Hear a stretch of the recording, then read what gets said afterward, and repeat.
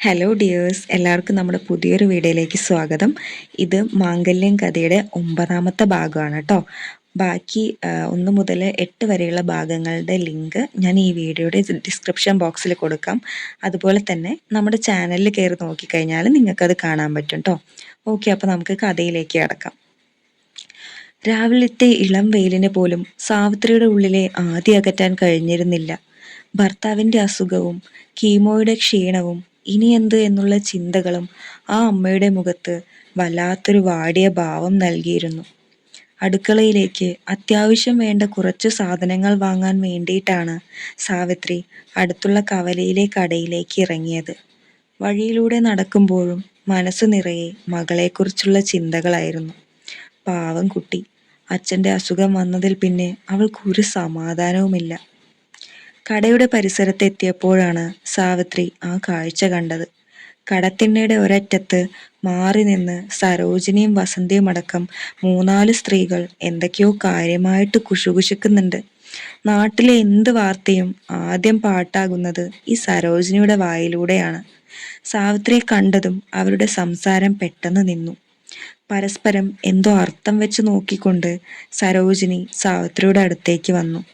അവരുടെ മുഖത്തൊരു വഷളൻ ചിരിയുണ്ടായിരുന്നു. എന്താ സാവിത്രി, രാവിലെ തന്നെ കടയിലേക്ക് ഇറങ്ങിയതാണോ? രാഘവേട്ടനിപ്പോ എങ്ങനെയുണ്ട്? സരോജിനി ചോദിച്ചു. കുഴപ്പമില്ല സരോജിനി, കുറച്ച് ദിവസമായിട്ട് നല്ല ക്ഷീണമുണ്ട്, അതുകൊണ്ട് എഴുന്നേൽക്കാൻ പറ്റിയിട്ടില്ല. സാവിത്രി ഒരു ചെറിയ ചിരിയോടെ മറുപടി പറഞ്ഞു. അല്ല സാവിത്രി, ഇതൊക്കെ കേട്ടിട്ട് രാഘവേട്ടൻ എന്തു പറയുന്നു? പാവം, ആ മനുഷ്യൻ ഈ അസുഖവും വെച്ചുകൊണ്ട് ഇതൊക്കെ എങ്ങനെ സഹിക്കാനാണ്? വസന്തി ഇടയ്ക്ക് കയറി ചോദിച്ചു. സാവിത്രിക്ക് ഒന്നും മനസ്സിലായില്ല. അവൾ അമ്പരപ്പോടെ അവരെ മാറി മാറി നോക്കി. എന്ത് സഹിക്കാൻ? നിങ്ങൾ എന്തൊക്കെയാ പറയുന്നേ? സരോജിനി വീണ്ടും ആ വഷളൻ ചിരി ചിരിച്ചു. എന്നിട്ട് ശബ്ദം പതുക്കെയാക്കി, എന്നാൽ സാവിത്രിയുടെ നെഞ്ചിൽ കൊള്ളുന്ന രീതിയിൽ ചോദിച്ചു. ഓഹോ, അപ്പൊ നീ ഇതൊന്നും അറിഞ്ഞില്ലേ? അതോ അറിഞ്ഞിട്ടും പുറത്താരോടും പറയാതെ ഒതുക്കി തീർക്കാൻ നോക്കുകയാണോ? ഇന്നലെ സ്കൂളിൽ എന്തൊക്കെയോ വലിയ പ്രശ്നങ്ങൾ ഉണ്ടായിന്ന് നാട്ടുകാർ മുഴുവൻ പറയുന്നുണ്ടല്ലോ.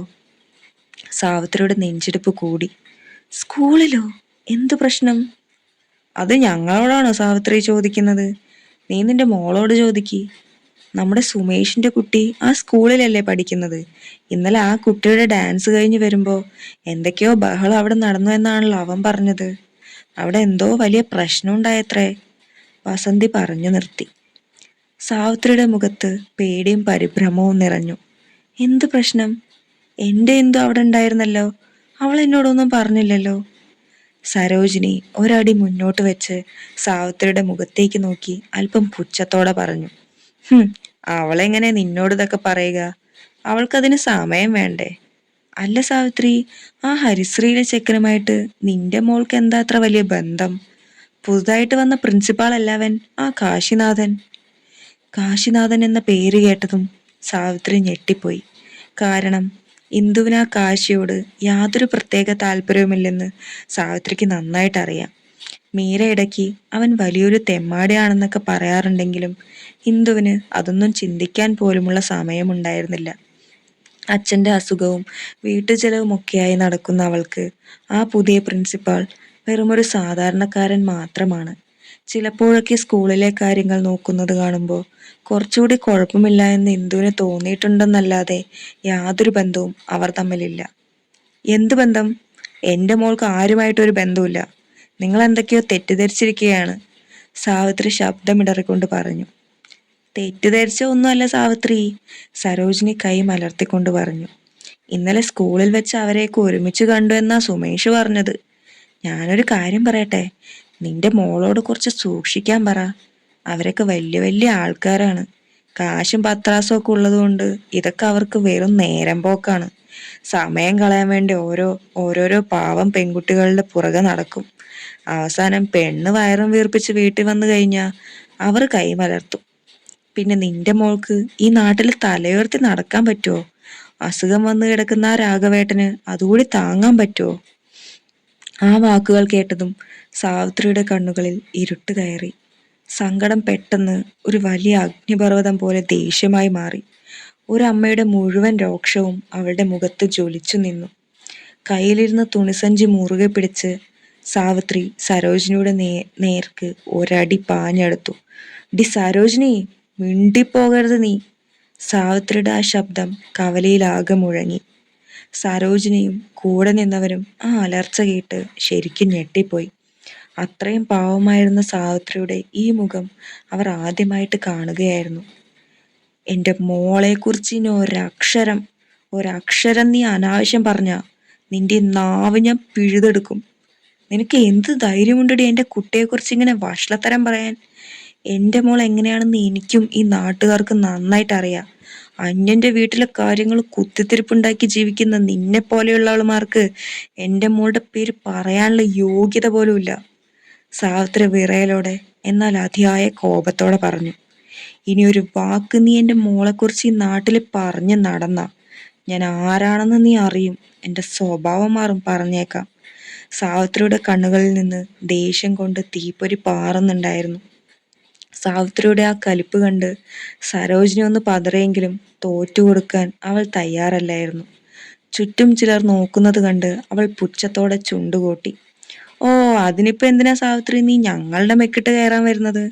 ഞങ്ങൾ ഇന്നലെ സ്കൂളിലുണ്ടായ കാര്യമാണ് പറഞ്ഞത്. ഇത്രയും വലിയൊരു സംഭവം അവിടെ നടന്നിട്ട് നീ ഇതൊന്നും അറിഞ്ഞില്ലേ? നീ ഞങ്ങളോട് ചൂടാവാതെ പോയി നിന്റെ മോളോട് കാര്യം ചോദിക്കി. അവള് പറഞ്ഞു തരും ഇന്നലെ എന്താ ഉണ്ടായതെന്ന്. സരോജിനി പരിഹാസത്തോടെ പറഞ്ഞു. അതെ, നാട്ടുകാരുടെ വായ മൂടിക്കെട്ടാൻ പറ്റില്ലല്ലോ. നടന്ന കാര്യങ്ങളല്ലേ പറയുകയുള്ളൂ. വാസന്തിയും കൂടെ ചേർന്നു. സാവിത്രിക്ക് ഇനി അവിടെ നിന്നിട്ട് കാര്യമില്ലെന്ന് മനസ്സിലായി. അവളുടെ നെഞ്ചിനകത്ത് ഒരു പെരുമ്പറ കൊട്ടുന്നത് പോലെ തോന്നി. എന്താണ് ഇന്നലെ സ്കൂളിൽ നടന്നത്? എന്തിനാണ് എല്ലാവരും ഹരിശ്രീയിലെ കാശിനാഥന്റെ പേര് ഇന്ദുവിന്റെ കൂടെ ചേർത്ത് പറയുന്നത്? കടയിലേക്ക് വന്ന കാര്യം പോലും മറന്ന് സാവിത്രി വേഗം തിരിഞ്ഞു നടന്നു. ദേഷ്യവും സങ്കടവും പേടിയും എല്ലാം കൂടി ആ അമ്മയുടെ മനസ്സിനെ വല്ലാതെ മതിക്കുന്നുണ്ടായിരുന്നു. അവളുടെ കാലുകൾക്ക് വേഗത കൂടി. നാട്ടുകാർ പലതും പറയും, പക്ഷെ ഇന്ദു ഒരിക്കലും അങ്ങനെയൊന്നും ചെയ്യില്ല എന്ന് സാവിത്രിക്ക് ഉറപ്പാണ്. എങ്കിലും ഇന്നലെ സ്കൂളിലെ എന്തോ വലിയ പ്രശ്നം നടന്നിട്ടുണ്ട്. അത് ഇന്ദു തന്നിൽ നിന്ന് മറച്ചു വെച്ചു എന്ന സത്യം സാവിത്രിയെ വല്ലാതെ വേദനിപ്പിച്ചു.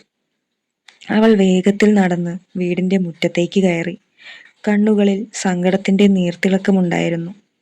അച്ഛൻ കേൾക്കാതെ ഇന്ദുവിനോട് ഇതിന്റെ സത്യാവസ്ഥ ചോദിച്ചറിയണം.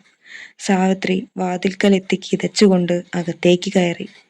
മറുപടി അറിയാതെ ആ അമ്മയുടെ മനസ്സ് ഒട്ടും ശാന്തമാകില്ലായിരുന്നു. കിതപ്പോടെയാണ് സാവിത്രി വീടിന്റെ ഉമ്മറത്തേക്ക് കയറി വന്നത്. കയ്യിലുണ്ടായിരുന്ന കാലിയായ തുണിസഞ്ചി ഒരു മൂലയിലേക്ക് വലിച്ചെറിഞ്ഞ് അവൾ നേരെ അടുക്കളയിലേക്ക് നടന്നു. അവിടെ ഗ്യാസ് സ്റ്റൗ തുടച്ച് വൃത്തിയാക്കുകയായിരുന്നു ഇന്ദു. അമ്മയുടെ മുഖത്തെ പരിഭ്രമവും ദേഷ്യവും കണ്ടപ്പോൾ ഇന്ദുവിന്റെ കൈകൾ അറിയാതെ നിശ്ചലമായി. അമ്മേ, എന്തു പറ്റി? കടയിൽ പോയിട്ട് സാധനങ്ങളൊന്നും വാങ്ങിയില്ലേ? ഇന്ദു പരിങ്ങലോടെ ചോദിച്ചു. സാവിത്രി വേഗം പോയി അടുക്കളയുടെ വാതിൽ ചാരി. അച്ഛൻ അകത്ത് കിടന്ന് ഉറങ്ങുകയാണ്. ഈ ബഹളമെന്നും ആ മനുഷ്യൻ കേൾക്കരുത്. സാവിത്രി നേരെ ഇന്ദുവിന്റെ അടുത്തേക്ക് വന്ന് അവളുടെ 2 കൈകളും മുറുകെ പിടിച്ചു. സാവിത്രിയുടെ കണ്ണുകൾ നിറഞ്ഞു തുളുമ്പുന്നുണ്ടായിരുന്നു. മോളെ, നീ നീ എന്നോട് സത്യം പറയണം. കടയിൽ ചെന്നപ്പോ ആ സരോജിനിയും കൂട്ടരും എന്തൊക്കെയോ അനാവശ്യം പറയുന്നുണ്ടല്ലോ. എന്താ മോളെ ഇന്നലെ സ്കൂളിൽ സംഭവിച്ചത്? സാവിത്രിയുടെ ശബ്ദം വല്ലാതെ ഇടറുന്നുണ്ടായിരുന്നു. അത് കേട്ടതും ഇന്ദുവിന്റെ ഉള്ളൊന്ന് കാളി. അവളുടെ തൊണ്ട വരണ്ടു. അമ്മേ, ആ അമ്മ എങ്ങനെ അറിഞ്ഞു ഇത്? അവൾ പേടിയോടെ ചോദിച്ചു. പിന്നെ ഞാൻ അറിയാതിരിക്കോ? നാട് മുഴുവൻ പാട്ടാണല്ലോ ഇന്നലെ ആ വാർഷികത്തിന് നടന്ന കാര്യങ്ങള്. സത്യം പറ മോളെ, എന്താ അവിടെ ഉണ്ടായത്? സാവിത്രിയുടെ കണ്ണുകളിൽ നിന്ന് അപ്പോൾ കണ്ണുനീർ ഒഴുകാൻ തുടങ്ങിയിരുന്നു. ഇന്നലെ വൈകുന്നേരം സ്കൂളിൽ നിന്ന് വന്നപ്പോ മുതല് നിന്റെ മുഖം വല്ലാതിരിക്കുന്നത് ഞാൻ ശ്രദ്ധിച്ചതാ. പക്ഷെ അച്ഛന്റെ അസുഖത്തിന്റെ കാര്യം ആലോചിച്ച് സങ്കടപ്പെടുന്നതാകും എന്ന് വിചാരിച്ചിട്ട് ഞാൻ പിന്നെ കൂടുതലൊന്നും ചോദിച്ച് നിന്നെ വിഷമിപ്പിക്കാൻ നിന്നില്ല. എന്നോട് പറ മോളെ, എൻ്റെ കുട്ടിക്ക് അവിടെ വെച്ച് എന്താ ഉണ്ടായത്? അമ്മയുടെ ആ സങ്കടം നിറഞ്ഞ ചോദ്യത്തിന് മുന്നിൽ ഇന്ദുവിന് പിടിച്ചു നിൽക്കാൻ കഴിഞ്ഞില്ല. ഇന്നലെ മുതൽ നെഞ്ചിൽ അടക്കി വെച്ച സങ്കടവും അപമാനവും മുഴുവൻ ഒരു അണ പൊട്ടി ഒഴുകുന്നത് പോലെ പുറത്തു വന്നു. അവൾ പൊട്ടിക്കരഞ്ഞുകൊണ്ട് സാവിത്രിയുടെ നെഞ്ചിലേക്ക് വീണു. അമ്മേ, അവൾ വിതുമ്പിക്കൊണ്ട് വിളിച്ചു. കരയാതെ കാര്യം പറ മോളെ, സാവിത്രി അവളുടെ മുടിയിൽ തലോടിക്കൊണ്ട് പറഞ്ഞു. ഇന്ദു കരച്ചിലിനിടയിൽ ഇന്നലെ നടന്ന കാര്യങ്ങൾ മുഴുവൻ അമ്മയോട് പറഞ്ഞു. ആ രാജേഷ് ഡ്രസ്സിംഗ് റൂമിൽ വെച്ച് അപമാനിക്കാൻ ശ്രമിച്ചതും അത് കണ്ടുകൊണ്ട് കാശി സാറ് വന്നതും അവസാനം സ്വന്തം തെറ്റ് മറയ്ക്കാൻ വേണ്ടി എല്ലാവരുടെയും മുന്നിൽ വെച്ച് രാജേഷ് തന്നെ കാശി സാറുമായി ചേർത്ത് മോശമായി സംസാരിച്ചതുമെല്ലാം അവൾ വിതുമ്പലോടെ പറഞ്ഞു തീർത്തു. എല്ലാം കേട്ടു കഴിഞ്ഞപ്പോൾ സാവിത്രിയുടെ ചോര തിളച്ചു. ഒരു നിമിഷം ആ പാവം അമ്മയുടെ കണ്ണുകളിൽ തീപ്പൊരി പാറി. ആ വൃത്തികെട്ടവൻ എൻ്റെ കുട്ടിയെ എല്ലാവരുടെയും മുന്നിൽ വെച്ച് ഇങ്ങനെ അപമാനിച്ചോ? അവനൊന്നും ഒരിക്കലും ഗുണം പിടിക്കില്ല. സ്വന്തം നാണക്കേട് മറയ്ക്കാൻ ഒരു പെൺകുട്ടിയുടെ പേരിൽ ഇങ്ങനെ ഇല്ലാത്തത് പറഞ്ഞുണ്ടാക്കി അവനൊക്കെ അനുഭവിക്കും, സാവിത്രി പല്ലറിമ്മിക്കൊണ്ട് പറഞ്ഞു. പിന്നെ മകളുടെ തകർന്ന മുഖം കണ്ടപ്പോൾ സാവിത്രിയുടെ ദേഷ്യം മുഴുവൻ സങ്കടത്തിന് വഴിമാറി. അവൾ ഇന്ദുവിനെ ഒന്നുകൂടി നെഞ്ചോട് ചേർത്ത് പിടിച്ചു. നമുക്ക് മാത്രം എന്താ മോളെ എപ്പോഴും ഇങ്ങനെ ഓരോന്ന് വരുന്നത്? അച്ഛനാണെങ്കിൽ ക്യാൻസർ വന്ന ആകെ തകർന്നു കിടക്കുകയാ.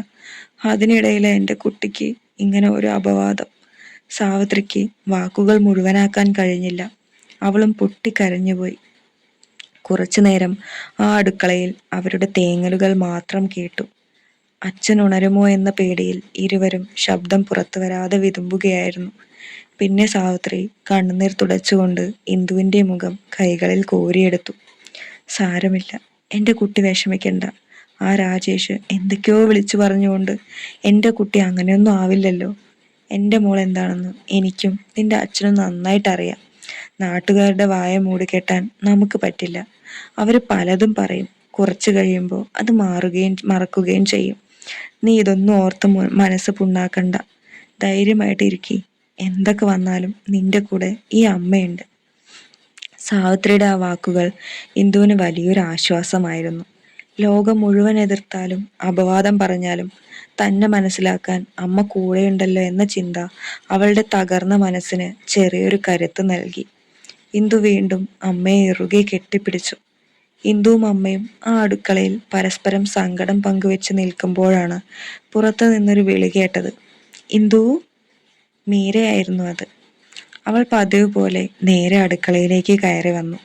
വരുമ്പോ തന്നെ സാവിത്രിയുടെയും ഇന്ദുവിന്റെയും കരഞ്ഞു കലങ്ങിയ കണ്ണുകളും വാടിയ മുഖവും കണ്ട മീര ഒന്ന് പകച്ചു. എന്താ അമ്മേ, എന്തു പറ്റി? ഇന്ദു, നീ എന്തിനാ കരയുന്നേ? രാഘവേട്ടന് വയ്യാതായോ? മീര പരിഭ്രമത്തോടെ ചോദിച്ചു. സാവിത്രി സാരി തലപ്പുകൊണ്ട് കണ്ണുനീർ തുടച്ചു.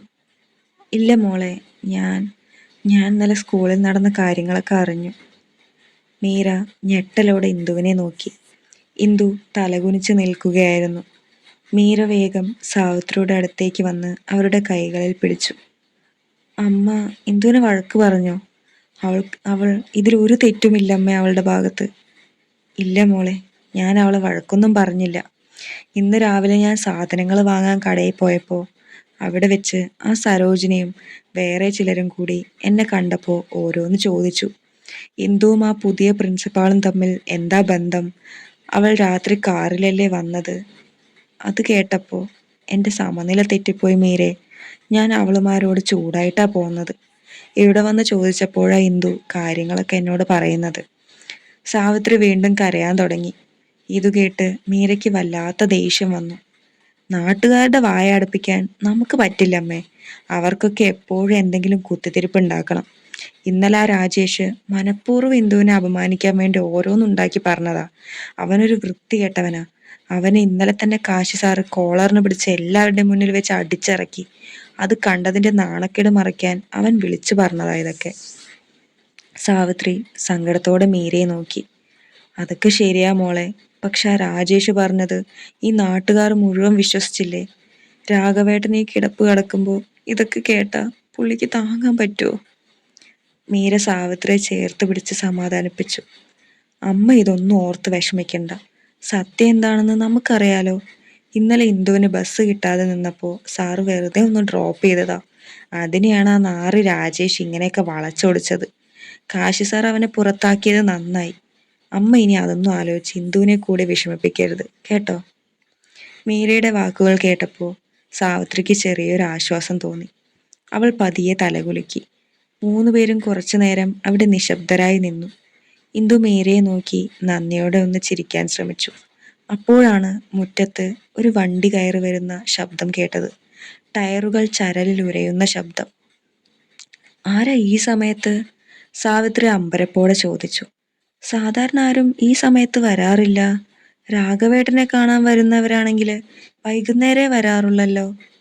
3 പേരും കൂടി വേഗം ഉമ്മറത്തേക്ക് നടന്നു.